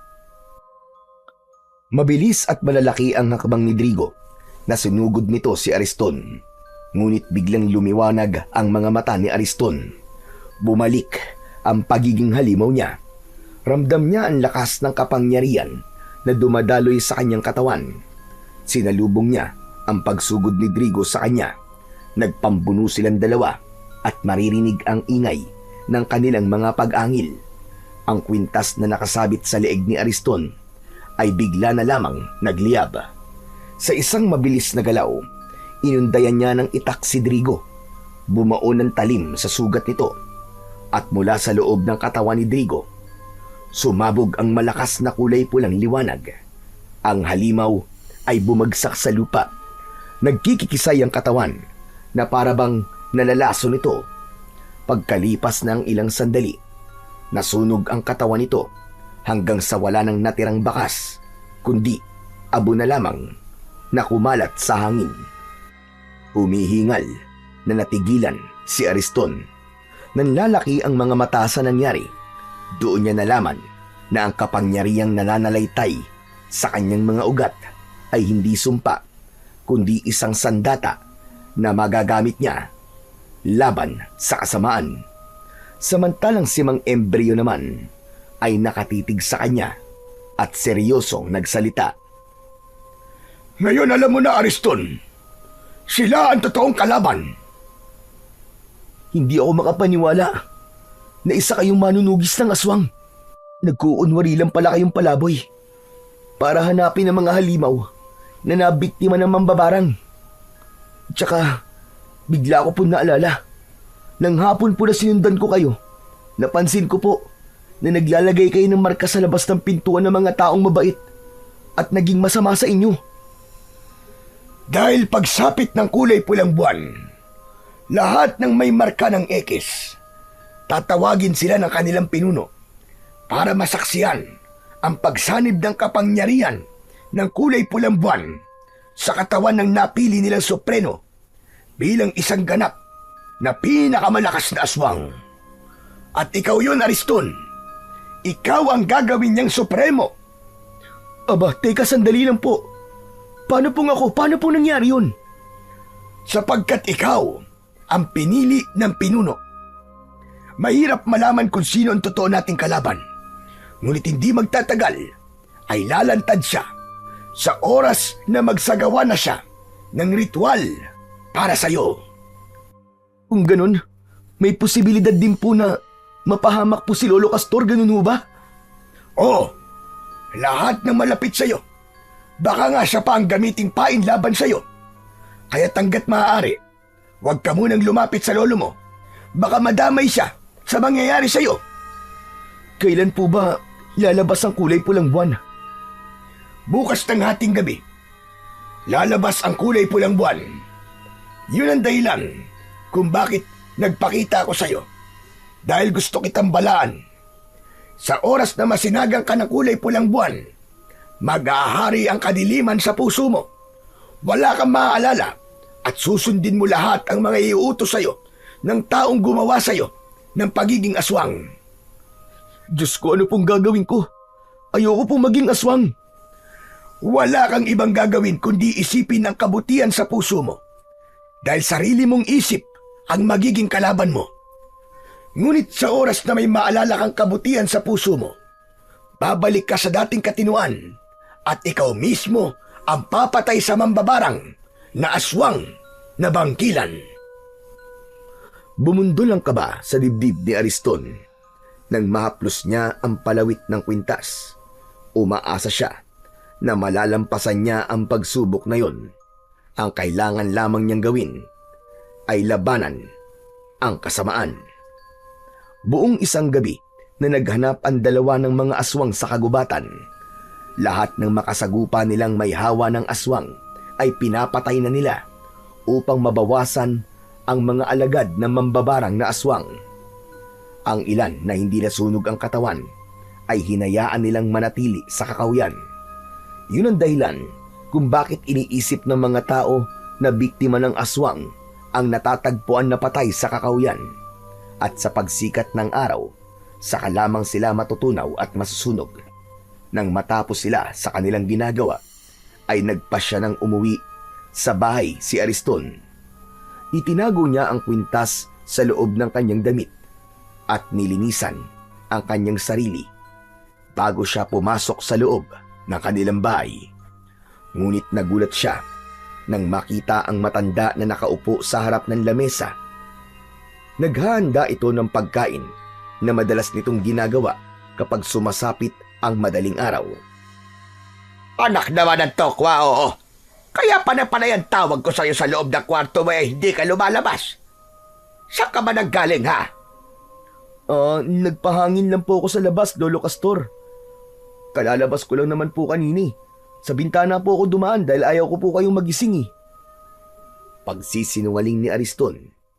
Yun ang kauna-unahang pagkakataon na nagsinungaling siya sa matanda. Alam mo ba, Apo? Napapansin ko na madalas kang umaalis. Kapag pinupunta naman kita sa tubuan, wala ka naman doon. Teka ga, saan ka ba talaga nagpupunta, ha? Ang totoo po ay sinusundan ko po si Mang Ebreo. Dahil sabi niyo po, isa po siyang aswang. Gumuhit ang pag-aalala sa mukha ng matanda at napalapit ito sa kanya. Hinawakan ni Lolo Castor ang kanyang kamay at hinila siyang paupo sa bangko, paharap sa lamesa. Apo naman, bakit ka gumagawa ng dahilan na ikakapahamak mo? Itigil mo na ito at huwag ka nang makikialam sa problema ng iba. Hala, sige na. Kumain ka na habang mainit pa ang kanin. Paprito mo ito. Sinangag at tapa na karne ng baka. Ito ang ibinayad sa akin ng mga magulang ni Pedro. Ewan ko ba, nahihirapan na akong pagalingin sila.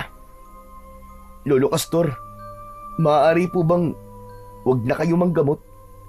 Nag-aalala po ako sa inyo. Paano kung malakas po ang kalaban at kayo naman po mapahamak? Pero ito lamang ang alam kong paraan para makatulong sa mga may sakit. Kita nyo na? Lolo naman, bakit pwede kayong tumulong samantalang ako? Hindi pwede. Dahil magkaiba tayo. Ako nang gagamot samantalang ikaw. Nakakagulo lang. Lolo naman seryoso po ako. Seryoso naman na sinasabi ko, hindi ba? Kaya huwag ka nang matigas ang ulo. Ikaw lang naman ang inaalala ko, kaya sige na. Tama na ang usapan natin na to tungkol sa pagtulong-tulong na yan. Ang mahalaga, kumain ka na. Para magkalaman naman ang katawan mo. Tignan mo nga ang payat-payat mo na. Tsaka hindi na tayo nagkakasabay kumain.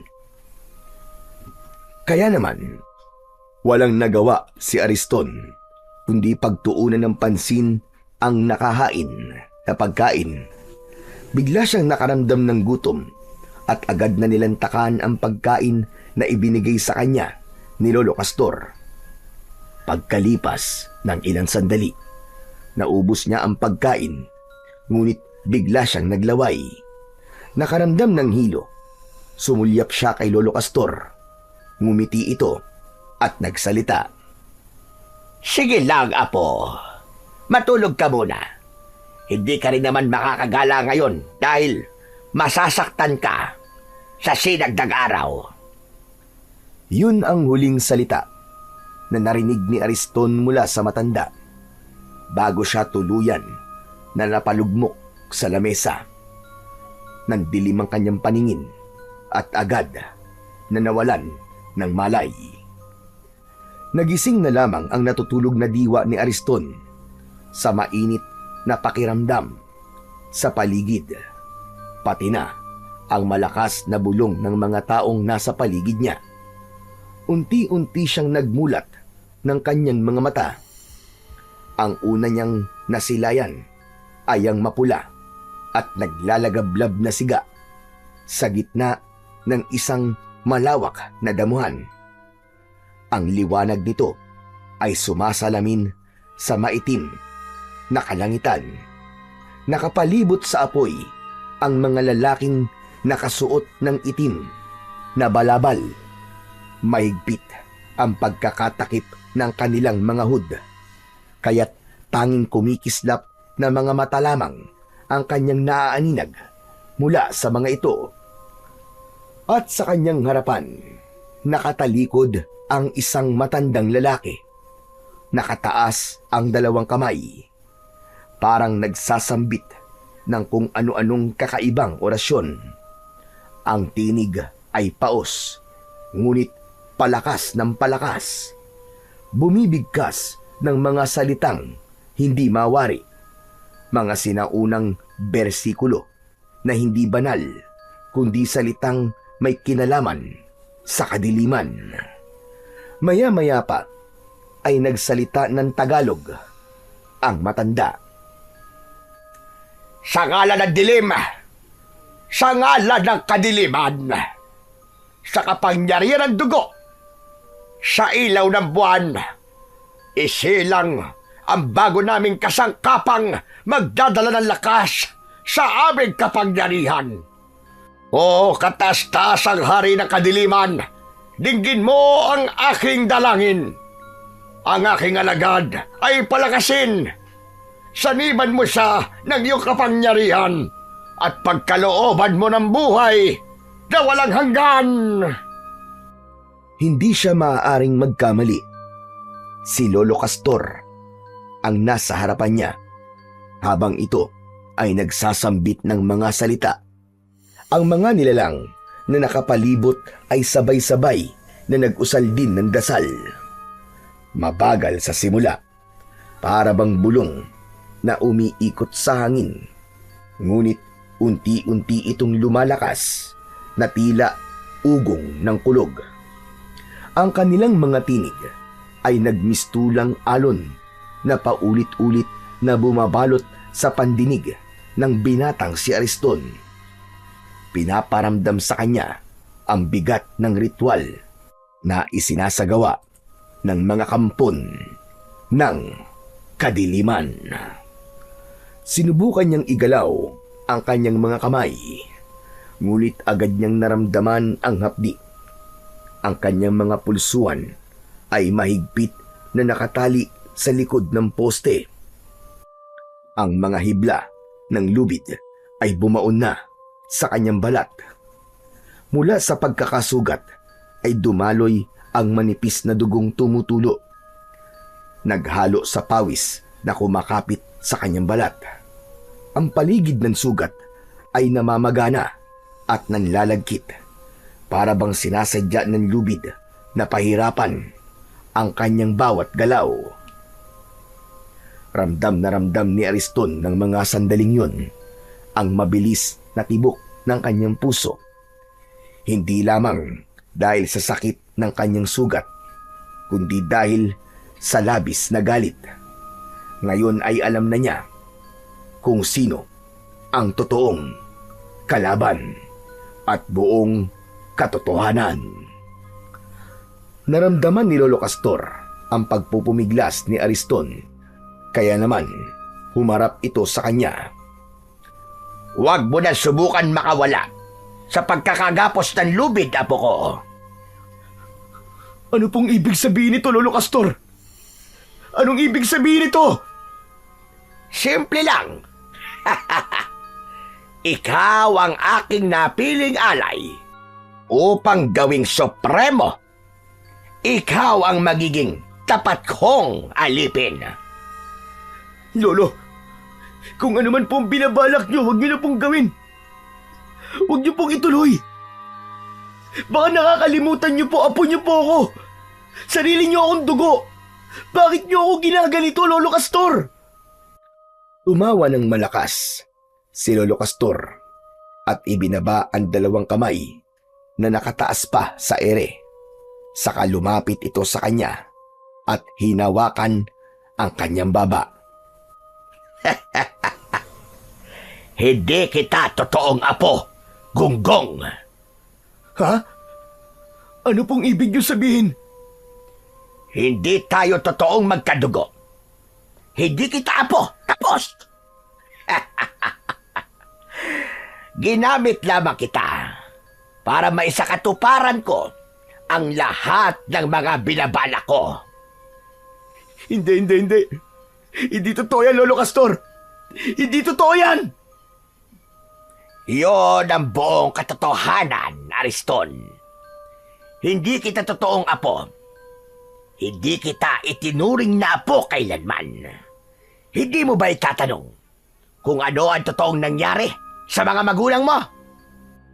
Tila tumigil ang pag-ikot ng oras nang marinig ni Ariston ang mga sinabi ni Lolo Castor tungkol sa kanyang mga magulang.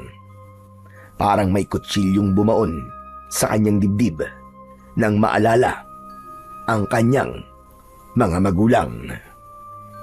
Ariston!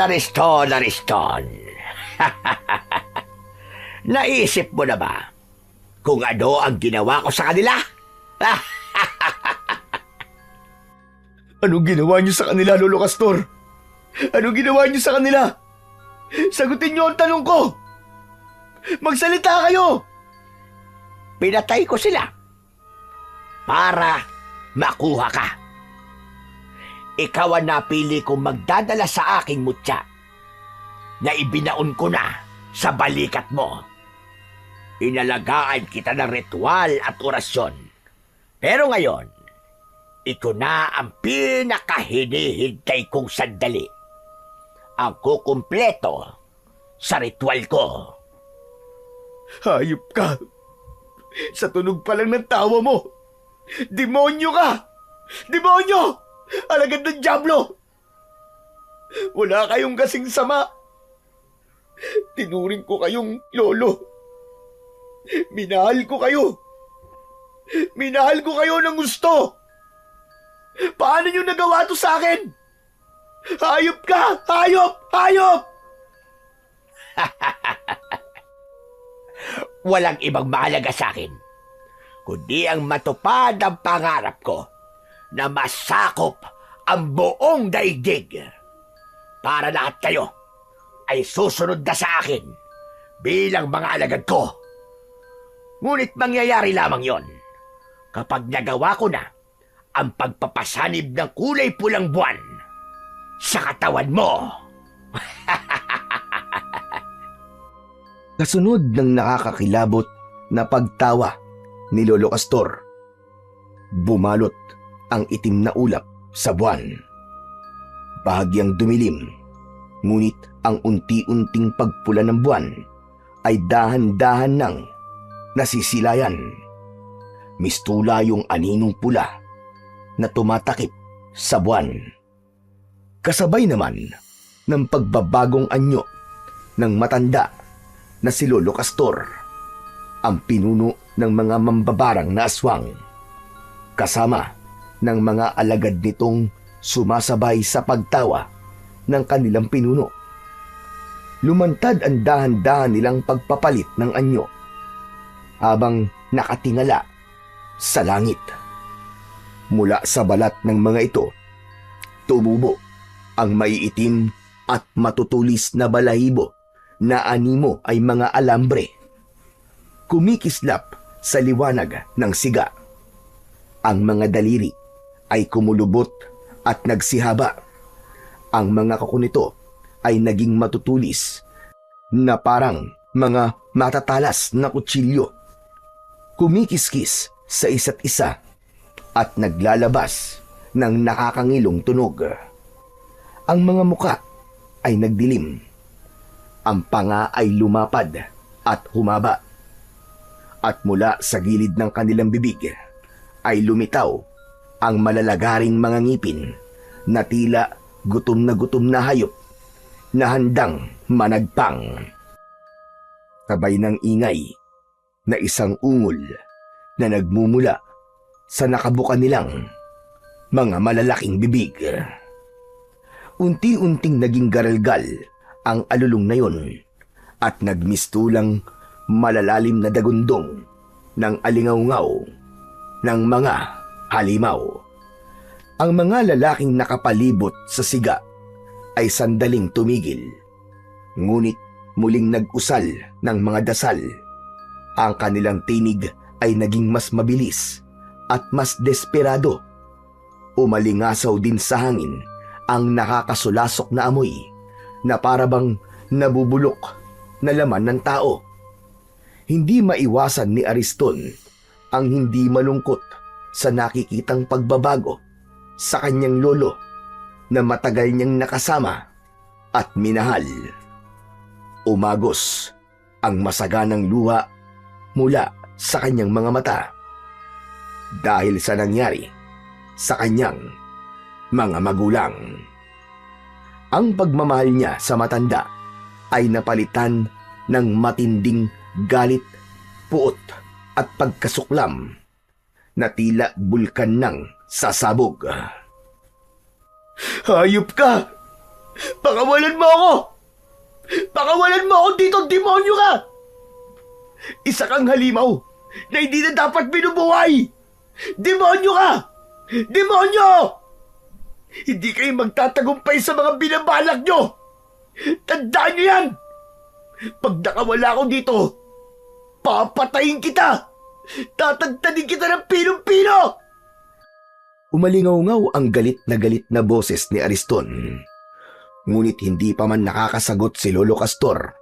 Nagsimulang pumula ang kulay ng paligid. Biglang sumilip ang kulay pulang buwan mula sa ulap. Ang liwanag nito ay tumama ng diretso sa katawan ni Ariston. Para bang kuryente yon na binalot ang buong katawan ng binata. At sa isang iglap, naramdaman ni Ariston ang walang kasing sakit na pagtama ng kung anong bagay sa kanyang dibdib. Naglaho ang kanyang galit at napalitan ng tila pagkalimot sa kanyang katauhan. Ang kanyang balat ay tila nagningning na para bang kumikislap na bakal. Bawat hibla ng damit ay nagliyab ng bagya at napunit. Nagkalasog-lasog sa lakas ng enerhiya. Ang mga ugat sa kanyang mga braso ay nagpakita. Kumikislap sa ilalim ng balat na para bang may dumadaloy na baga. Nang umpisang umihip ang malamig na hangin, ang lupa sa ilalim ng kanyang mga paa ay bahagyang yumanig at ang mga damo ay gumalaw. Hinahatak ng hindi maipaliwanag na puwersa. Ang kanyang mga mata ay kumislap ng gaya ng nagbabagang baga. Sa malakas na daloy ng kapangyarihan, nagawa ni Ariston na sirain at wasakin ang lubid na gumagapos sa kanyang mga kamay. Wala siyang maalala tungkol sa kanyang sarili. Wala siyang ibang nakikita kundi ang matandang aswang na inuutusan siyang tumayo. Sige! Tumayo ka lang, aking mahal na apo. Tuparin mo ang bawat kahilingan ko. Sumalakay ka sa buong baryo. Patayin mo silang lahat. At wala kang ititirang buhay ni isa sa kanila. Masusunod po, mahal kong lolo. Ang kilos at anyo ni Ariston ay nagmistulang nag-ibang nilalang. Wala na sa katinuan at walang naaalalang kabutihan sa puso.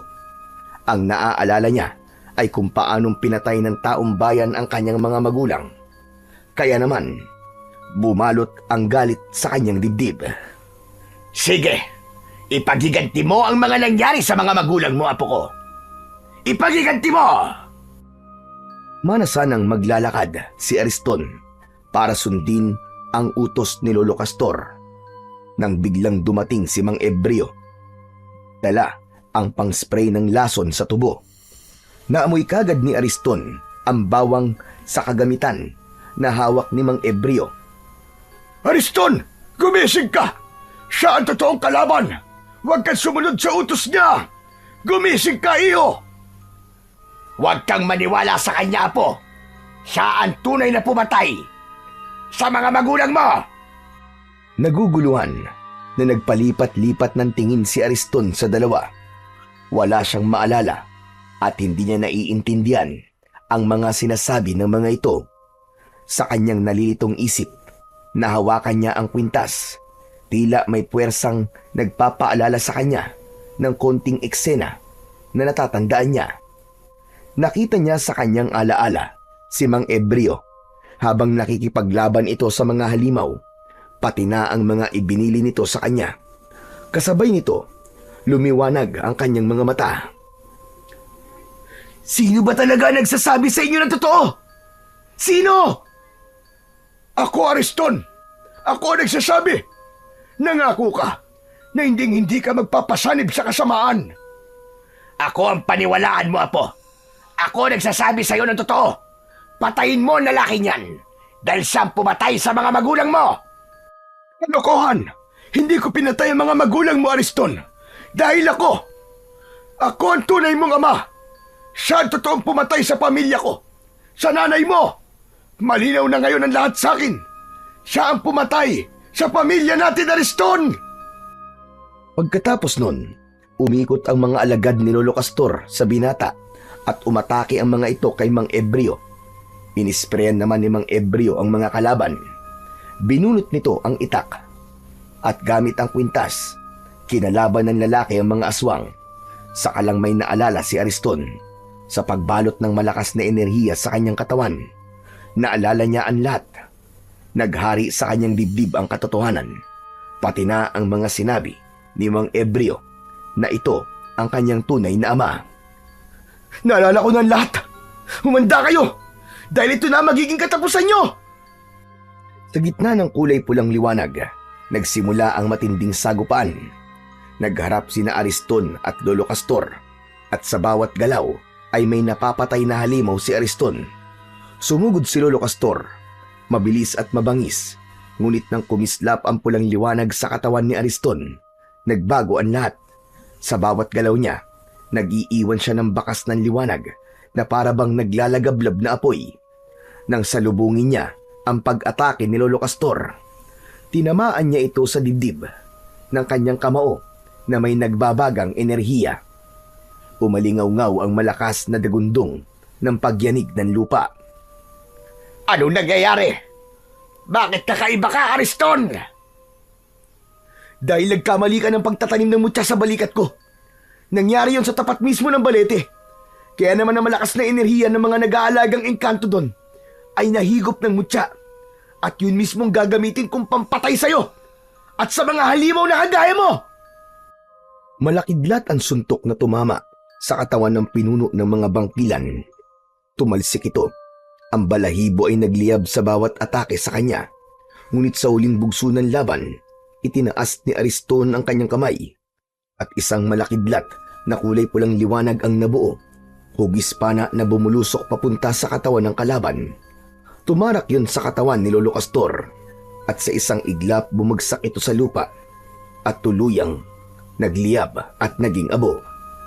Bigla namang dumating ang mga aswang. Si Mang Ebreo ay mabilis na kumilos. Itinaas nito ang pang-spray na bawang. Nagliyab ang kanilang mga balat bago sila isa-isang naging abo na tinangay ng hangin. At dahil sa suot na kwintas ni Ariston, hindi siya tinablan ng amoy at katas ng bawang. Yun ang proteksyon na ibinigay sa kanya ng kanyang ama. Nakatayo lang si Ariston, hingal ngunit matatag. Ang kanyang katawan ay patuloy pang nagliliyab ng pulang liwanag. Tanda ng kapangyarihang bumabalot sa kanya. Anak, nalampasan mo ang pagsubok. Nakawala ka sa sanib na kulay pulang buwan. Tay, totoo po ba talagang kayo ang ama ko? Oo anak, narinig ko sinabi ni Castor habang wala kang malay. Sinabi niya na siya nasa likod sa pagpatay sa mga batang 1 taong gulang ang edad at kinuha ka niya sa akin. Kalimutan na po natin yung tay. Ang mahalaga ay magkasama na po tayo ngayon at bubuo po ulit tayo ng panibagong bukas na puno ng pagmamahal at kapayapaan. Ang kwento ni Ariston ay isang makapangyarihang paalala na kahit balot ng dilim at kasamaan ang ating pagkatao, palaging may puwang para sa kabutihan. May hawa man si Ariston at nagsimulang kumilos sa katauhan ng isang aswang.